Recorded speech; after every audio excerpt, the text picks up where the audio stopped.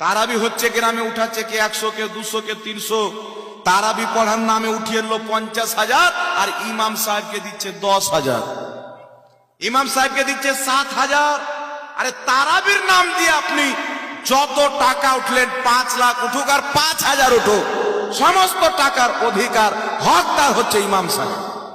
ওর মধ্যে একটা টাকা মসজিদে লাগানো হারাম আছে, একটা টাকা কোথাও লাগানো হারাম আছে।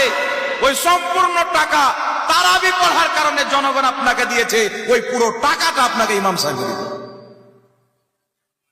কিন্তু এরকম হারাম নাই। ইমাম সাহেবের নামে উঠিয়ে নিল, 30,000 টাকা উঠলো, 5,000 দিল, 25,000 লাগাচ্ছে মসজিদে। তোর মসজিদের নামাজ হবে রে? তা আপনি কোন সমাজ চালাচ্ছেন? ইসলামকে বাঁচার জন্য সমাজ চালাচ্ছেন না ইসলামকে নষ্ট করার জন্য চালাচ্ছেন? তাই খবরদার মুসলমান, নিজের ইমামদের উপরে জুলুম করিয়েন না, আল্লাহর আযাব নাজিল হবে।